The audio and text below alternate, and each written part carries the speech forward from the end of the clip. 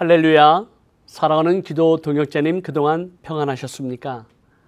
왕이신 예수 그리스도의 이름으로 문안드립니다.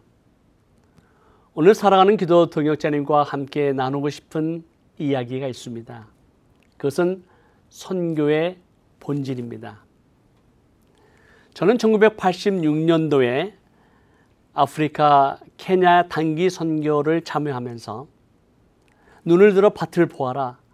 추수할 곳이 너무 많은데 일할 일꾼이 없다고 한탄하신 주님의 음성을 듣고 선교사로 부르시는 하나님의 음성인 줄 알고 선교사로 헌신했습니다.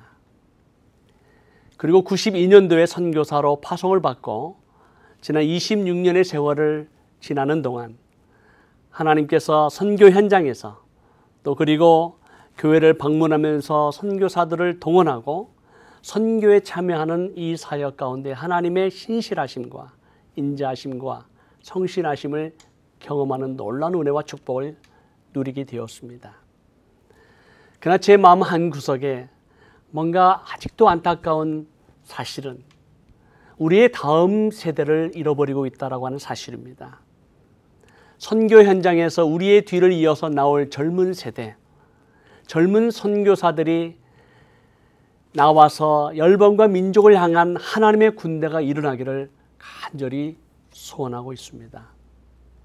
그러나 지난 세월을 보면 80년대, 90년대 열방과 모든 민족을 향한 선교에 대한 비전과 헌신과 열정이 점점 식어져 가는 것을 보고 있습니다. 오히려 선교라고 하는 단어가 많이 남용되고 있는 것을 보면서 오늘 하나님의 말씀을 통해서 선교의 본질을 세 가지를 함께 나누려고 합니다. 여러분, 하나님의 선교, 미션이라고 하는 단어는 라틴 언어로 미시오, 헬라어 언어로는 아포스텔로라고 하는 단어는 보내다, 파견하다라는 뜻이 있습니다.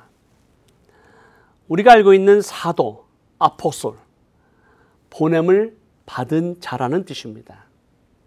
그러므로 선교라고 하는 것은 보냄을 받은 자들, 그리스도의 명령, 사명과 위임을 받아 그분의 뜻을 이루기 위해서 보냄을 받은 자가 선교사요, 사도요, 하나님의 거룩한 부르심 앞에 순종하는 자입니다.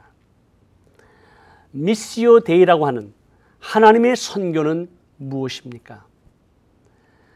하나님의 선교, 하나님께서 이 땅과 민족과 열방 가운데 하나님의 나라가 임하고 온전히 이루어지는 것, 그래서 하나님 나라의 영광과 존귀와 능력과 권세가 드러나고 하나님의 통치가 이루어지는 그 나라가 완성되는 것이, 그래서 그것이 하나님 아버지의 뜻이고 하늘에서 이루어진 것처럼 이 땅에서도 이루어지기를 원하는 그 미시오 데이라고 하는 하나님의 선교는 예수 그리스도를 믿는 성도, 곧 교회를 통해서 열방과 민족 가운데 복음을 전파하고 교회를 개척하는 것이 바로 선교입니다.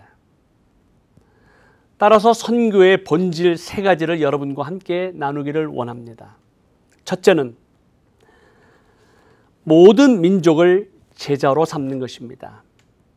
마태복음 28장 18절에서 20절에 보면 하늘과 땅의 모든 권세를 회복하신 예수 그리스도께서 그러므로 너희는 가서 모든 족속으로 제자를 삼아 아버지와 아들과 성령의 이름으로 세례를 주고 내가 너에게 분부한 모든 것을 가르쳐 지키게 하라. 볼지어다 세상 끝날까지 너희와 항상 함께 있으리라 말씀하셨습니다.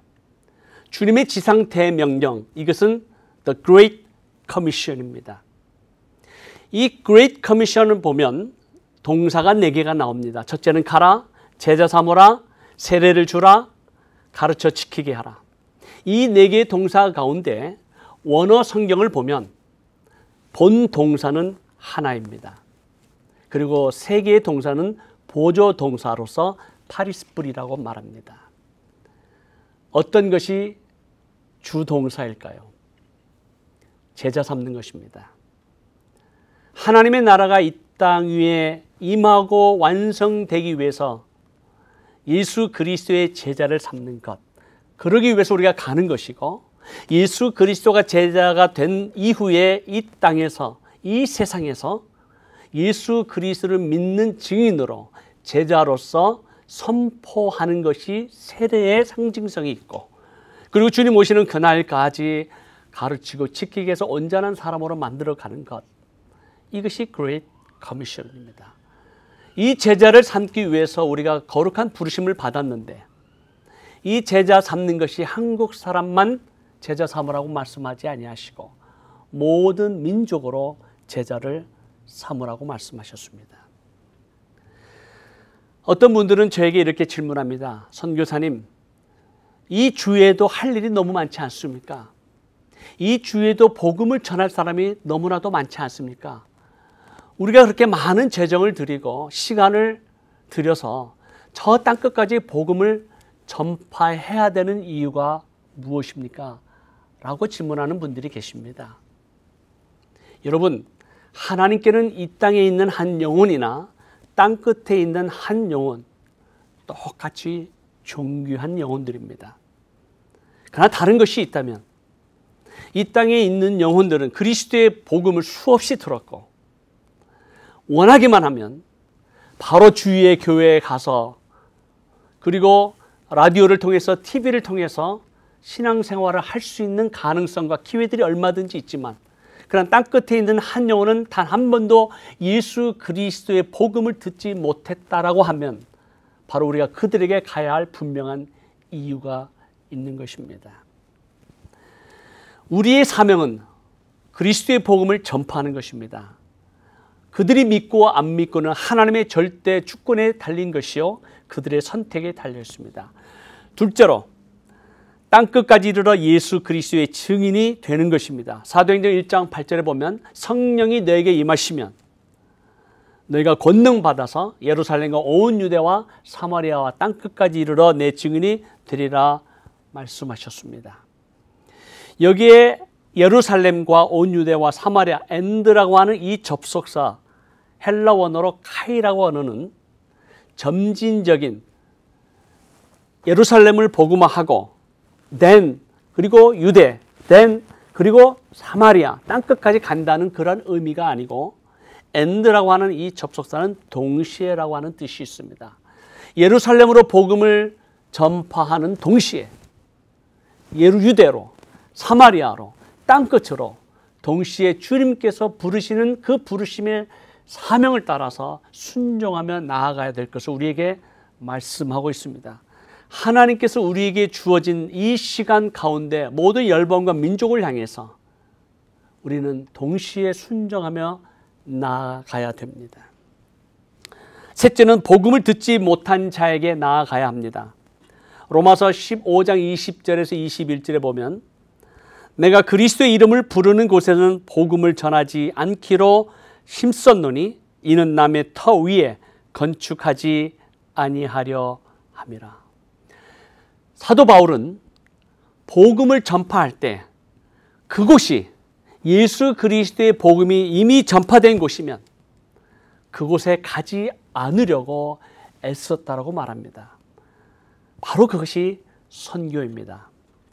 선교사들을 발굴해서 훈련해서 보내는 것도 중요하지만 이미 나가 있는 선교사들을, 경험이 있고 또 여러 가지 많은 다양한 문화와 사역을 경험했던 선교사들을 복음이 들어가기 어려운 그러한 지역으로 선교사들을 재파송하는 새로운 전략으로 우리가 헌신하지 않는다면 우리는 이 세계 선교를 우리 시대에 감당할 수가 없습니다.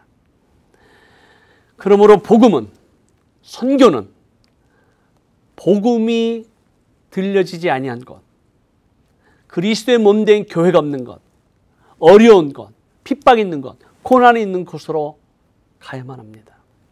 복음의 길은 십자가의 길이요 고난의 길입니다. 그러나 그 길은 영광과 축복의 길입니다. 이제 우리 교회와 성도들은 선교의 본질을 다시 회복해야만 합니다. 바로 이때입니다. 감사합니다.